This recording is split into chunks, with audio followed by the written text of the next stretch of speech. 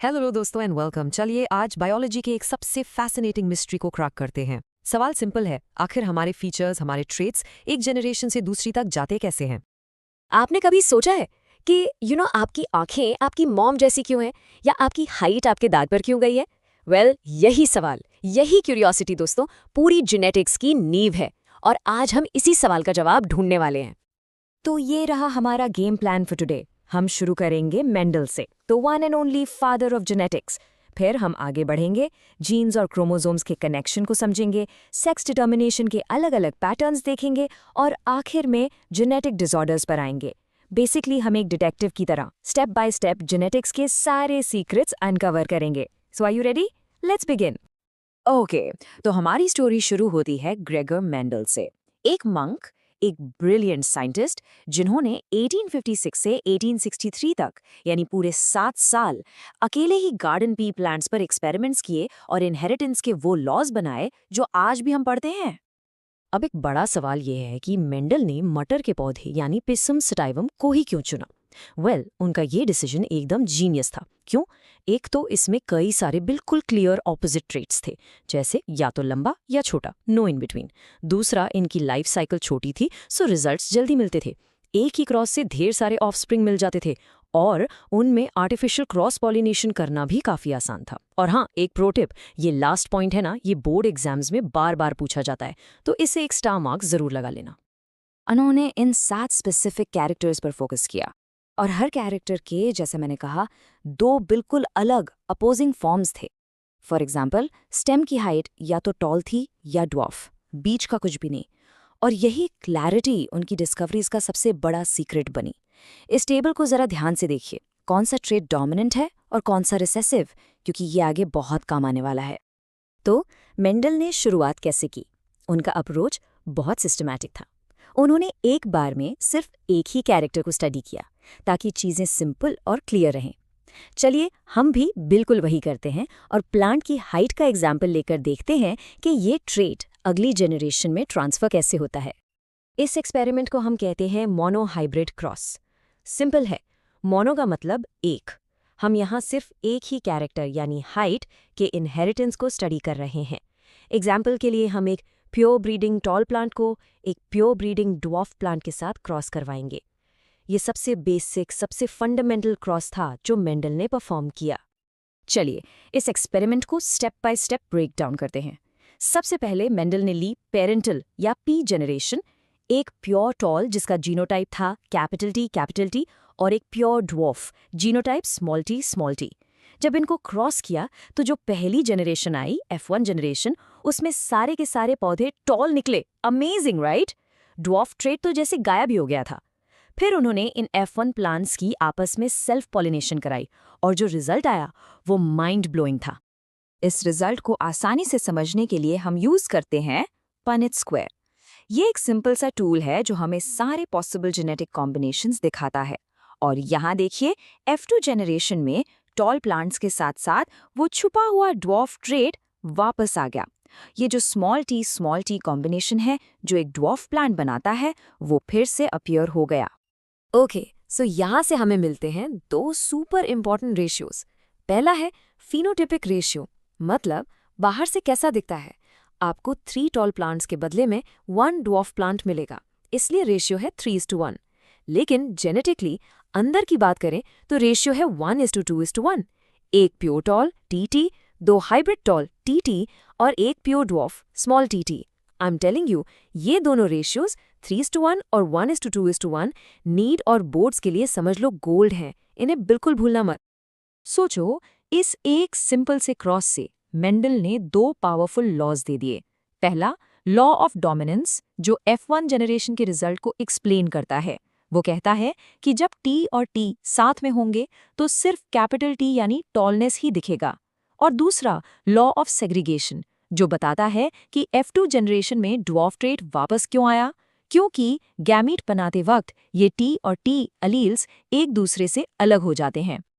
लेकिन जैसा कि हम जानते हैं, नेचर इतना सिंपल नहीं होता। बाद में साइंटिस्ट को मेंडल के लॉ के कुछ एक्सेप्शंस भी मिले। एक है इनकम्प्लीट डोमिनेंस, जिसमें F1 जनरेशन दोनों पेरेंट्स का एक ब्लेंड, एक मिक्स होती है, जैसे लाल और सफ़ेद स्नैपड्रैगन फूलों से पिंक फूल का बनना। और दूसरा है कोडोमिनेंस, जिसमें F1 में दोनों ट्रेट्स एक साथ पूरी तरह से एक्सप्रेस होते हैं, जिसका बेस्ट एग्जाम्पल है हमारा AB ब्लड ग्रुप। ये कंपैरिजन एग्जाम्स के लिए एक सुपर इंपॉर्टेंट कॉन्सेप्ट है। ABO ब्लड ग्रुप सिस्टम तो कमाल का एग्जाम्पल है। ये कोडोमिनेंस और मल्टीपल एलील्स दोनों को एक साथ दिखाता है। यहाँ पॉपुलेशन में एक ही जीन की 3 एलील्स हैं, IA, IB और I। ऑफ कोर्स किसी भी एक इंसान में इन 3 में से कोई 2 ही हो सकती हैं। जब IA और IB एक साथ आते हैं तो दोनों बराबर से एक्सप्रेस होते हैं, जिससे ब्लड ग्रुप बनता है AB। This is classic codominance at its best. Okay, अब एक प्रैक्टिकल सवाल। मान लो आपको एक टॉल प्लांट दिखता है, तो आपको कैसे पता चलेगा कि उसका जीनोटाइप TT है या TT? बाहर से तो दोनों टॉल हैं। इस पजल को सॉल्व करने के लिए आप परफॉर्म करते हैं एक टेस्ट क्रॉस। आप उस अननोन टॉल प्लांट को एक होमोजाइगस रिसेसिव यानी एक ड्वार्फ प्लांट से क्रॉस करते हैं। जो रिजल्ट आएगा उससे आपको उसका जीनोटाइप पता चल जाएगा। बहुत ही क्लेवर टूल है ये। सोचो, मेंडल का काम इतना रेवोल्यूशनरी था, लेकिन फॉर डेकेड्स उसे किसी ने माना ही नहीं। पता है क्यों? क्योंकि वो अपने इन फैक्टर्स या जीन्स का कोई फिजिकल प्रूफ नहीं दे पाए। वो बता नहीं पाए कि ये आखिर सेल में है कहाँ। चलिए देखते हैं कि ये स्टोरी आगे कैसे बढ़ी।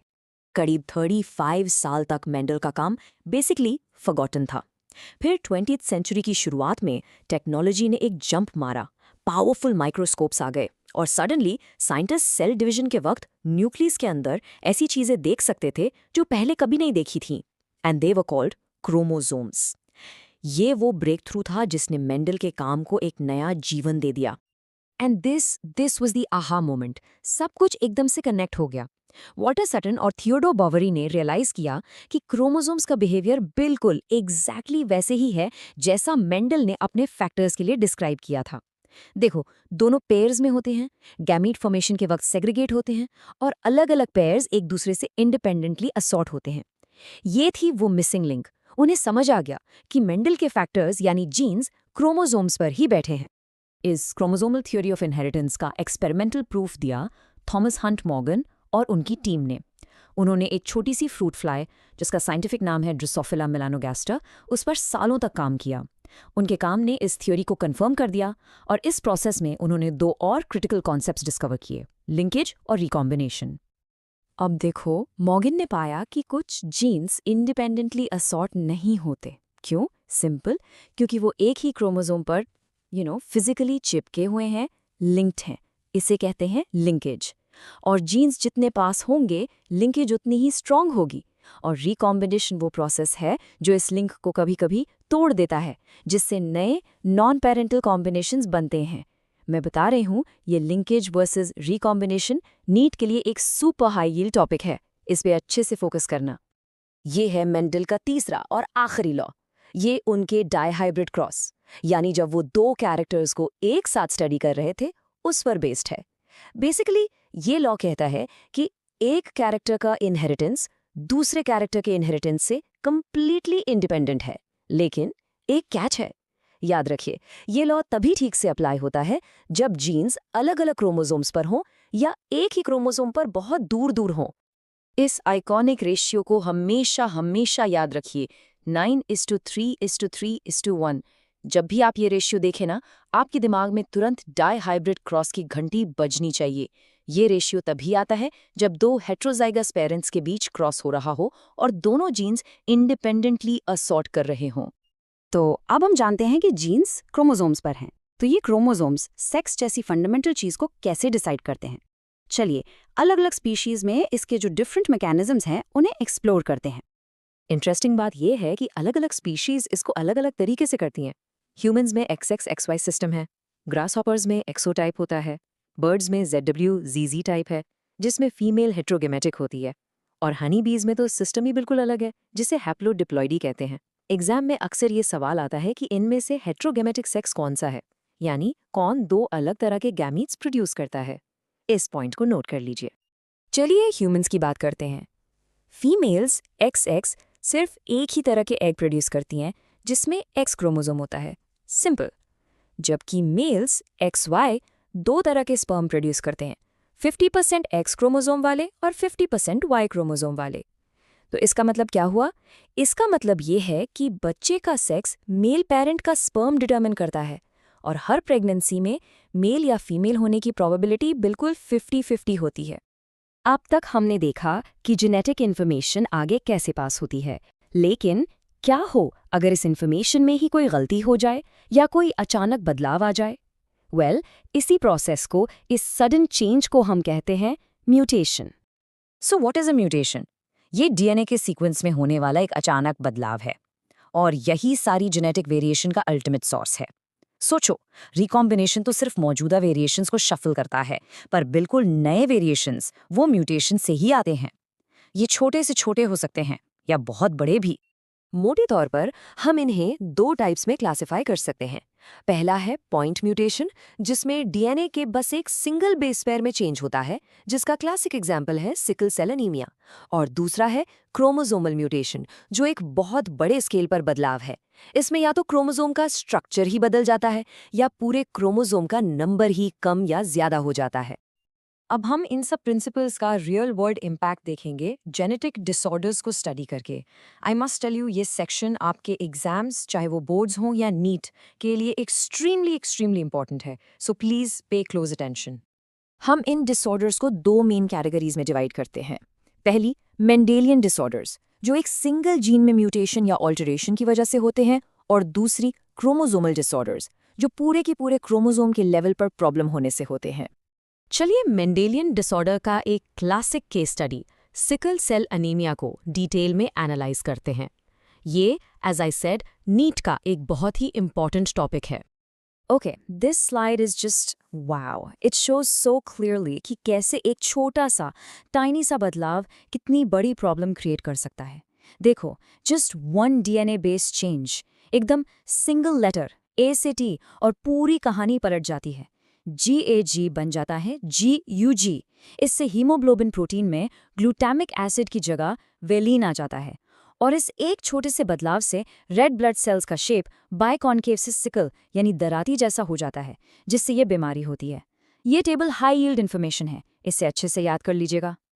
इसके अलावा कुछ और इम्पॉर्टेंट मेंडेलियन डिसऑर्डर्स हैं जिनके बारे में आपको पता होना चाहिए, जैसे हीमोफीलिया, जो एक एक्स लिंक्ड रिसेसिव डिसऑर्डर है। फिर आते हैं फिनाइल कीटोन्यूरिया, थैलेसीमिया और सिस्टिक फाइब्रोसिस। ये सब ऑटोसोमल रिसेसिव डिसऑर्डर्स हैं। आपको इन सब का इनहेरिटेंस पैटर्न और की सिम्टम ज़रूर पता होना चाहिए फॉर योर एग्जाम्स। अब हम बात करते हैं उन डिसऑर्डर्स की जो क्रोमोसोम्स के नंबर में गलती से होते हैं। शुरू करते हैं सबसे कॉमन एग्जाम्पल से, डाउन सिंड्रोम। इनका जो रूट कॉज होता है वो है नॉन डिसजंक्शन। इसका मतलब है कि जब एग या स्पर्म बन रहे होते हैं तब मियोसिस के दौरान क्रोमोसोम्स ठीक से अलग नहीं हो पाते। इस गलती से ऐसे गेमीट्स बन जाते हैं जिनमें या तो एक क्रोमोसोम एक्स्ट्रा होता है, जिसे हम ट्राइसोमी कहते हैं, या एक क्रोमोसोम कम होता है, जिसे मोनोसोमी कहते हैं। ये टेबल 3 सबसे कॉमन क्रोमोसोमल डिसऑर्डर्स को समराइज करता है। पहला, डाउन सिंड्रोम, जो क्रोमोसोम नंबर 21 की ट्राइसोमी से होता है। दूसरा, क्लाइनफेल्टर्स सिंड्रोम, जो मेल्स में एक एक्स्ट्रा एक्स क्रोमोसोम यानी XXY होने से होता है। और तीसरा, टर्नर सिंड्रोम, जो फीमेल्स में एक एक्स क्रोमोसोम मिस होने से यानी X0 होने से होता है। आपको इनके कैरियोटाइप यानी टोटल क्रोमोसोम नंबर और इनके मेन सिम्टम्स एग्जाम्स के लिए ज़रूर याद रखने हैं। This is a very frequently tested area. तो दोस्तों, आज हमने मेंडल के गार्डन से शुरू करके ह्यूमन जेनेटिक कोड तक का एक लंबा सफ़र तय किया है। हमने देखा कि कैसे उनके वो सिंपल से फंडामेंटल लॉज आज भी लाइफ के बारे में कितना कुछ एक्सप्लेन करते हैं। सच कहूँ तो ये प्रिंसिपल्स ही लाइफ का कोड है। ये नॉलेज, याद रखिएगा, सिर्फ एग्जाम्स के लिए नहीं है। ये मॉडर्न मेडिसिन और बायोटेक्नोलॉजी की फाउंडेशन है, उसकी नींव है। और जैसे जैसे हम अपने डीएनए के सीक्रेट्स को अनलॉक कर रहे हैं, बस एक बार सोचिए कि इनहेरिटेंस की ये अंडरस्टैंडिंग मेडिसिन और हमारी पूरी ह्यूमैनिटी की फ्यूचर को आगे जाकर कैसे शेप करेगी। इस सवाल पर ज़रूर सोचना। Keep learning and all the best with your preparations.